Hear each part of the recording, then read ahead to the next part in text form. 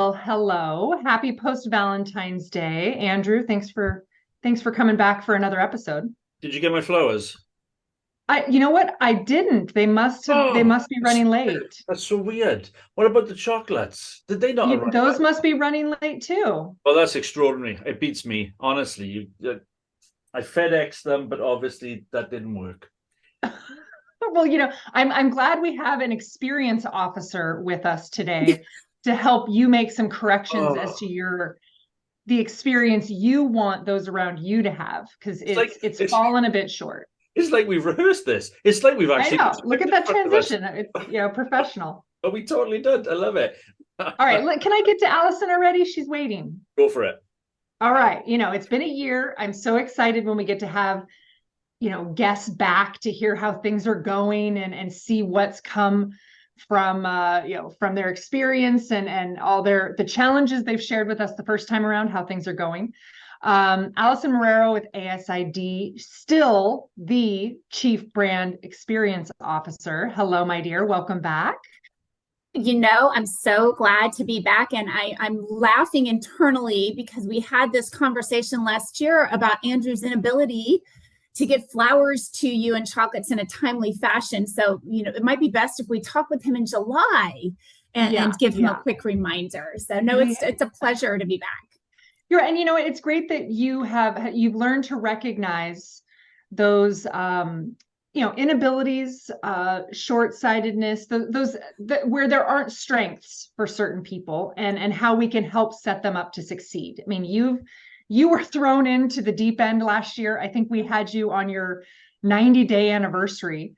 So talk about changing behaviors and recalibrating the course of an organization. How the heck are you? Wow, that's a great question. 90 days in, you're coming through the lens of, I remembered saying this before with you, curiosity. What am I doing? Who am I working with? I have an audience that was internal, which is the staff. They had to get used to me. I had to get used to them. And then I had this 20,000 membership organization that's my external audience.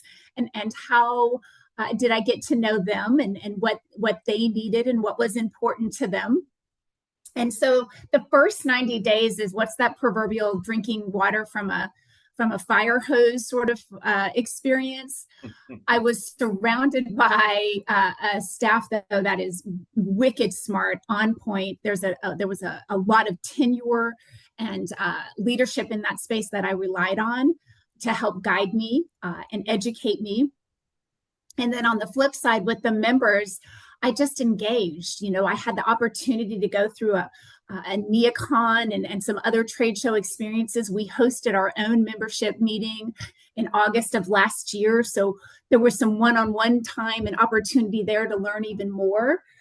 If you're looking for the short answer, which me now is not my strength. So thank goodness for recording edit abilities. I have been really fortunate. I get asked frequently right now, because we're a year in. Do I like my job? I love my job. I love my job. I am very fortunate to be where I am. And as I mentioned, we love having guests come back, and you're in that executive, maybe still in that executive honeymoon phase, but Sure. Looking back, how would you have tackled your first year in the C-suite differently? And I wondered if your perspective coming from the corporate environment to the nonprofit has anything to do with that. But if you got a do-over, what would you do differently over these last 15 to 12 months?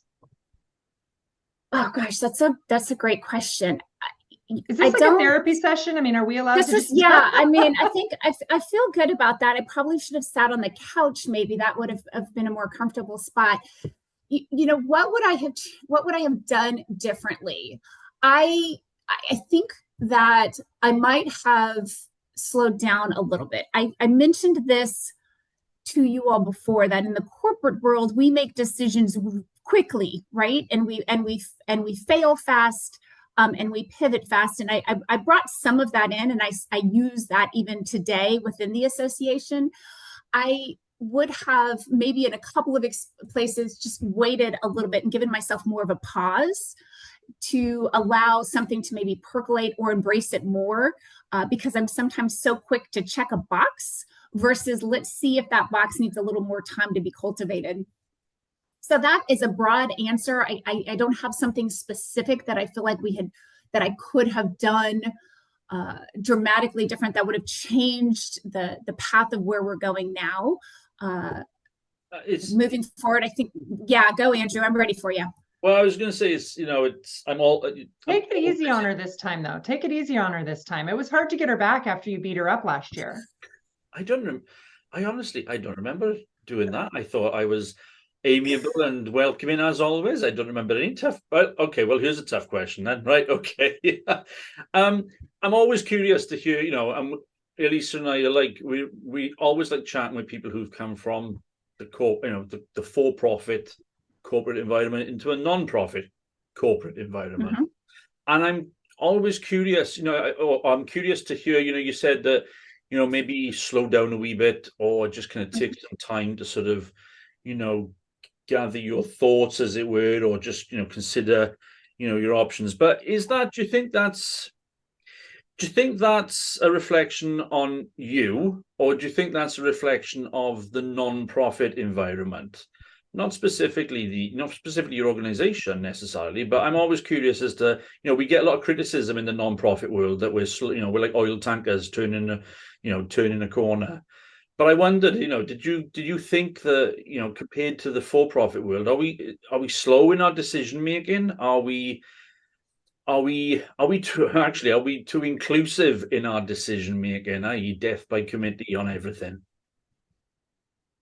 That's a really good question. And the short answer to that is I do feel like in the not-for-profit world, what I have learned is that it moves slower because the people who are part of my association are doing so willingly. They're giving me their dollars and their time to be with me. And so I need to be a good steward of that, and a good steward in terms of giving them the value for what's there. In the corporate world, it felt like in some cases you could or you couldn't, whether someone wanted to be part of what I was doing really was not necessarily going to personally affect their dollars or personally affect their time. And so I'm more in tune with my membership and making sure that the decisions that are made are reflective of them. It's members first. And so that does slow us down.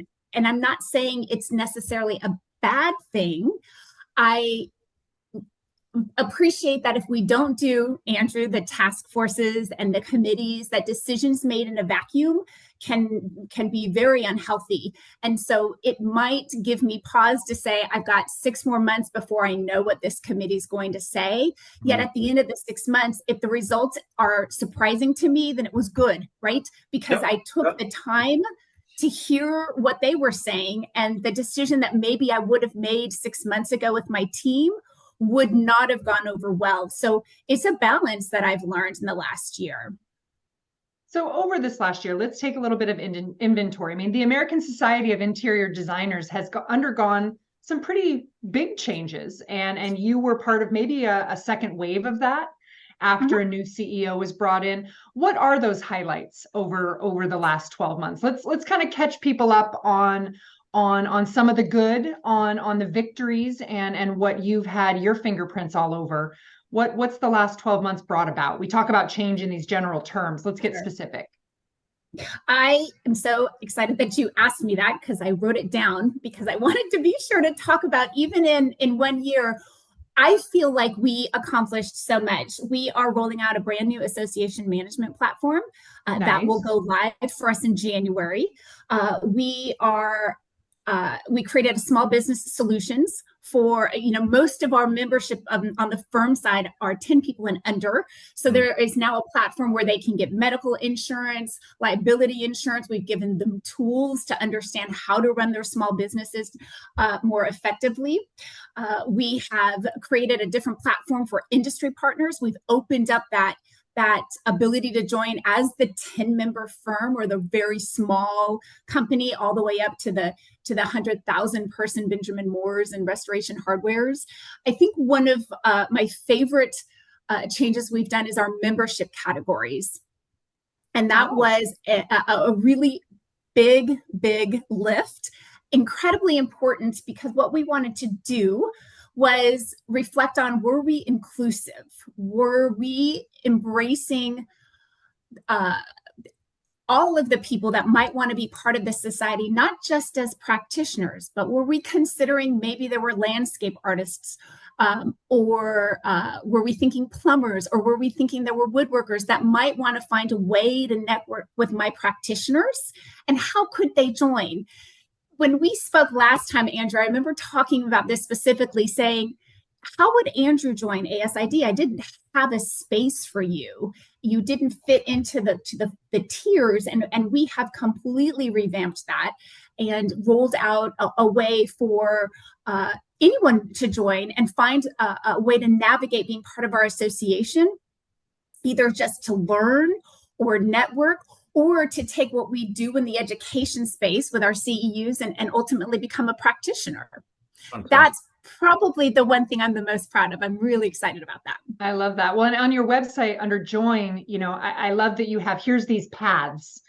There's this path, that path, and then you have what you actually use the language of alternative routes. You know, ways to lead, ways to get in the door, ways to explore. I love the language that you guys are using to provide opportunity. You know, people have to come to you. They can knock on the door and you can open it, but they still have to come in. I really like what you've done with that. How has this affected your components? You know, we chatted a little bit last year about the components. Where do they stand in this evolution? You know, I want to touch a little bit on the components, and when you do something as big and bold as we did with our membership categories, it's important to remember that there are some who are going to be very excited and some who come through a little bit more cautious, right? Because there is an elevated level of being an interior designer. It's different. It requires education. It requires consistent CEUs. There's a path that you mentioned that is required to be that. And so when you make a statement where we're going to open it up to everyone, you don't want to dilute what is special about the association to begin with. So when we're talking about our components, we've had to be mindful to be very transparent and explain the why. Why would we want to do something like this? And how does that affect you personally as a volunteer, as a potential board member or committee member? And so we've hosted webinars, and we have put, as you saw, we put it out on our website. We talked about it and rolled it out at our membership last year.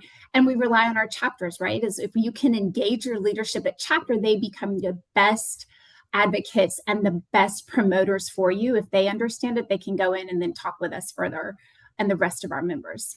And has your sort of traditional member base responded positively to the sort of rapid evolution, if you like, of the demographic change in the membership? Yes, the overall reaction was positive. The questions came with, how do I still remain special as a practitioner who did all of this work and all of these requirements to become an interior designer? And in that space, Andrew, it's our responsibility to say, you then become the leader, the role model of what some of these people that are joining us now might ultimately want to be. You could become the mentor to share with them the path that you followed, to become an interior designer and pivot from being a decorator, or pivot from even from a student space, right? We want to make sure that we have the practitioners there to be the voice of how to do it and why to do it. And so when we talked about that as an inclusive space, those that were wondering why we would have opened membership up more globally understood. And they, at the end of the day, they are acknowledged and recognized by appellations that are different than everyone else. So there still is that honor that comes with that public recognition of all that you've done, so that internally, when a client is coming to look, for someone to design his hospital or his living room or her new church, there are all of the reasons why a member might make sense because of the practitioner and the level of education versus someone else that they might find. The resume is where it's at. Yeah, because when presumably you're able to communicate the commercial benefits as well of expanding the network.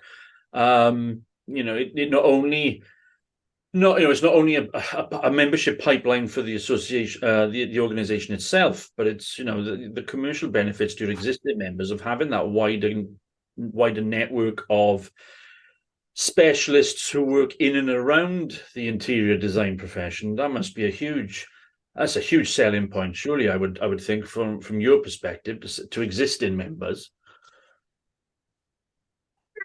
You nailed it. We did a report. We were at High Point earlier this year, and we did a panel. And on the panel, one of the designers mentioned the struggle sometimes to find specialists. And in her world, it was upholstery, right? And so if we can find a way to help the designer that lives in Little Rock, Arkansas, find the person that she needs just by going to the ASID website and looking at the membership role there, then we've added another level of service to what it means to be a member of ASID. And that's really exciting. And, I want to bridge on that a little bit. Alyssa, you asked me what were some of the things that we've done in this year of change. And we are rolling out again in February our community forums, and think of them as Facebook groups, but this will be internal forums where people can talk amongst one another and ask questions. Andrew, if I'm looking for someone who's a great painter in New York, do you have a space to talk about that? And also bring all of our chapter presidents together and find place where they can navigate and have conversations, as well as finance directors. So that part of creating an internal community forum is really important and very exciting for us as well. So, as a brand expert and an experience expert, that change is not a check the box one-time thing. Sure. What does 2024 look like in terms of continued communication around what's available to people, what's different? How do you continue to not only build the culture around this new community, but also operationalize it? How do you move from change to living the change? Sure. So the culture around it. It starts with what we just did this last, maybe just 6 weeks ago, which is, I mentioned a webinar. We invited all of our chapter leaders to come and spend some time with us. And we talked about all of this change and explained why. It started even before that, though, at our annual conference in August, where we began to lay the footprint of here's the why behind the path that ASID is taking. And so if you want to build the culture, you start with your volunteer leaders who are in leadership themselves, because those are the people who are embracing what you're about, and make sure that they're informed so that they can begin to be storytellers internally, right? It comes with marketing. How are we getting in front of our members with our email and our communication platform on our website? And then the community forums is something we're very excited about, because we feel that will be almost a live engagement for us to be able to tell more about what we're doing and why we're doing it. And it's repetitive. When you do something as new as this, it's going to take a while for everyone to know about it, remember it, and then embrace it. And so it's just a constant mantra, if you will, to remind them of why we did it and how it benefits them.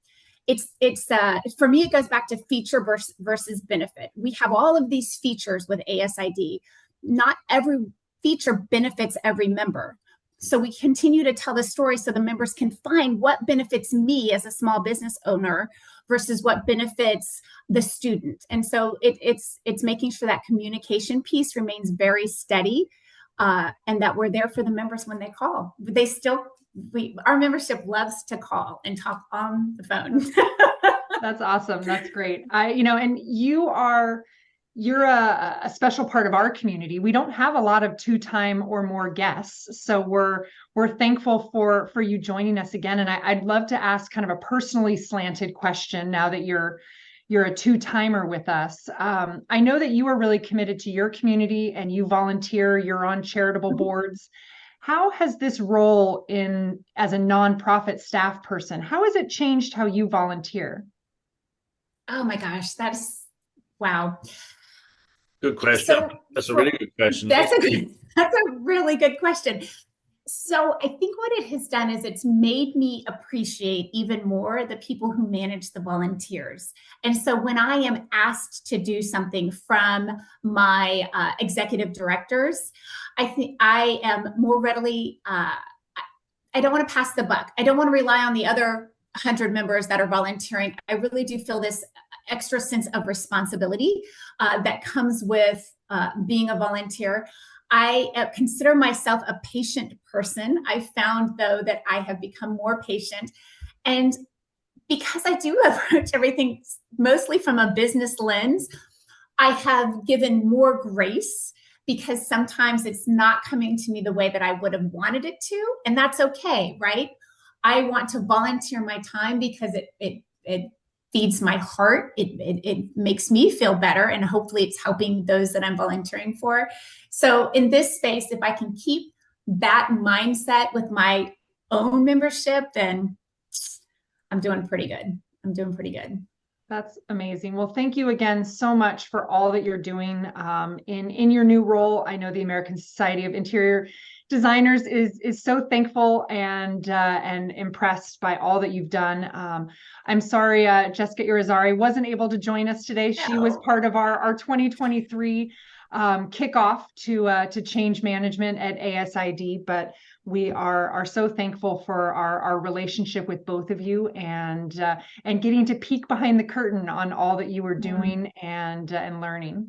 Could I just also, just you Lise, you quickly skipped on from the point where it was acknowledged that I am the inspiration for the ASID's membership restructure this year. You just kind of. I'm going to have to play the tape back. Yeah, you go back and listen to that. The question was, how do I make membership available to Andrew? Was kind of this. I'm paraphrasing. Oh, you're going all the way back to that. And so I just want you to just you skipped over it, like you didn't want to acknowledge it, but I think it's really important that we do acknowledge the inspiration that I am to the ASID. I just wanted to just flag it there. We all handle our reactions to Andrew differently, and you know what, Andrew, I will definitely talk with my director of communications and make sure the asterisk gets placed on the new membership categories, acknowledging your responsibility and what benefit you brought to that. Yeah, no problem.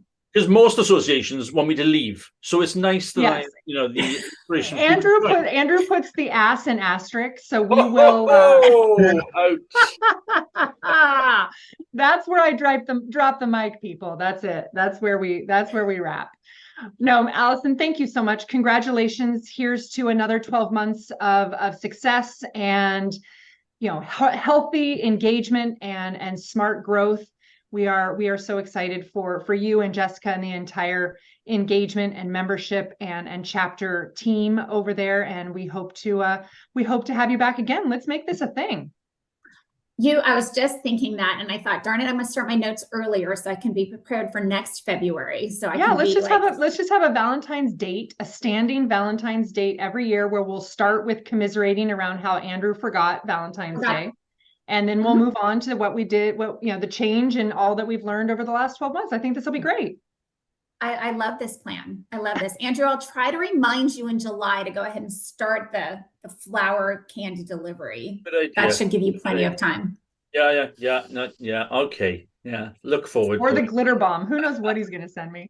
Oh, goodness. Oh, Allison, thank you so much. And thank you to everyone for joining us. We hope you've had a great Valentine's week. We are eager to hear more about change, and we hope that you'll continue to join us for Association Transformation episodes. Make us one of your favorite podcasts wherever you get yours. And until next time, put your members and your mission first.